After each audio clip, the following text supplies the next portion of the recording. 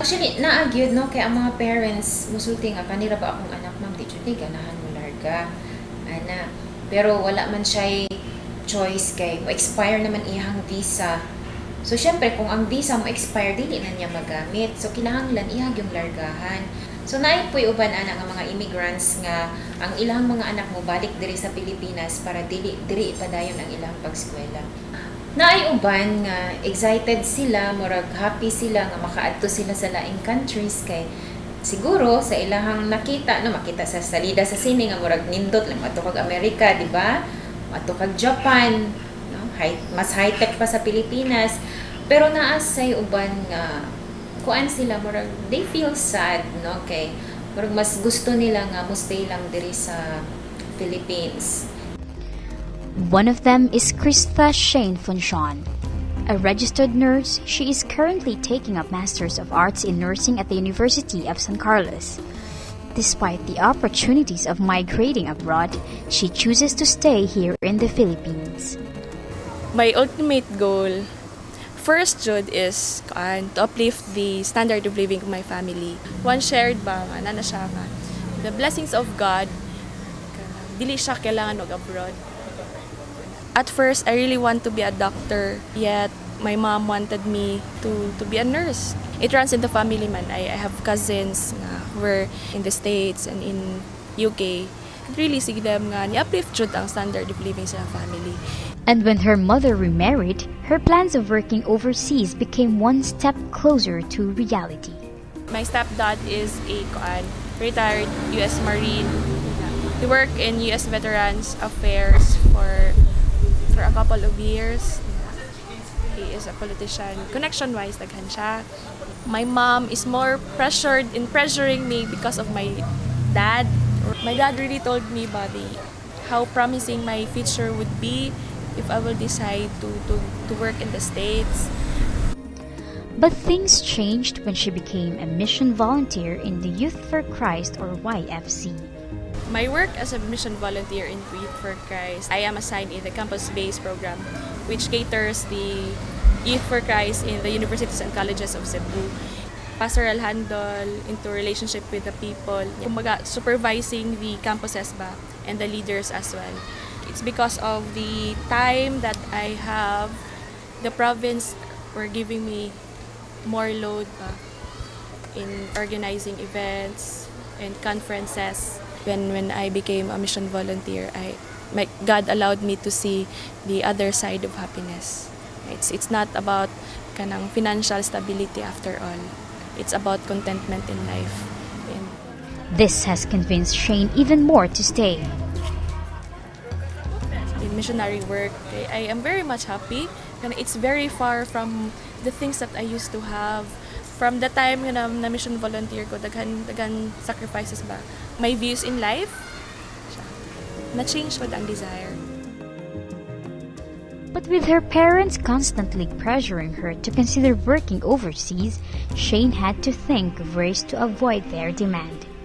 At first, when I graduated, my mom decided to take exams, the state board exams, and the IELTS and SAPA exam. At the back of my mind, one step closer naman jud ko nga nga mularga niya.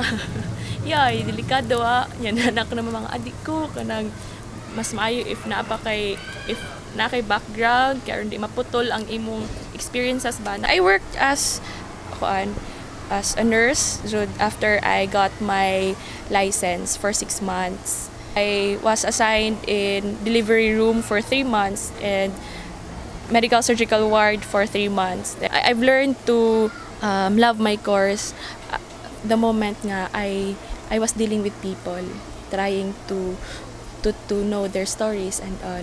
The opportunity nga muskala, mas nindot siya sa kay hapon na akong classes, na ako'y time nga mas dagan ang time ba for missionary work.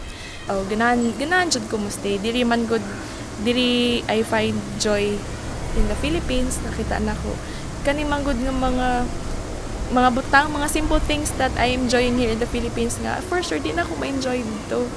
And these are the things nga kanang gimingawan pod sa akong friends nga naa sa US. My goodness, man naman ito, macaroni and cheese. Bukong ko, wala din ito. Right now, Shane is having difficulty deciding whether to choose the mission that she has learned to love or her loved one's insistence of life overseas. So kaning mga youth nato, murag kumbaga wala sila'y option ba. Bukuyog gid sila sa ilahang ginikanan, no? Encourage pud siguro sa ilahang parents ba nga mas maayo pa mo migrate kay mas brighter ang future. Kay kung pangutan-on nimo ning mga parents nga nang mo migrate sila, ang ilahang reason para sa future sa ilahang mga anak. So syempre kaning mga batan-on mahilig manggid ni og mga barkada, no, nya labi na kita nga close family ties ta diri, no. Pwede ta makasuroy-suroy sa ato ang mga paryente, mga silingan, ningawon sila. Culture shock. I think ang lisod ang coping up. Kay limited ra ang nailhanaw ngadto. Nay friends pero still establishing. So My college friends na were already in the States. Di siya makashaken sa akong desire nga to stay. A lot of them really want to go home.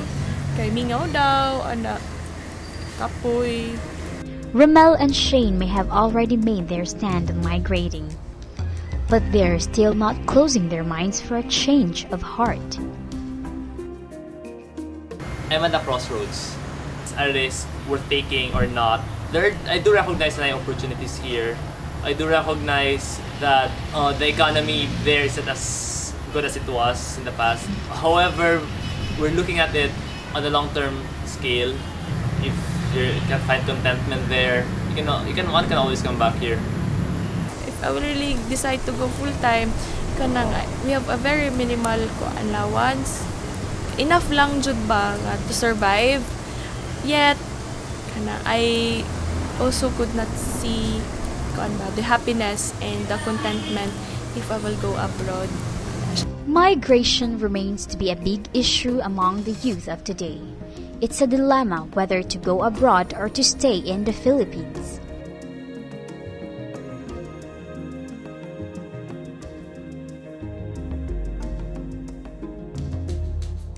Reasons of staying or leaving may vary from money, work, happiness, contentment, or family. But at the end of the day, what matters most is where their heart would lead them.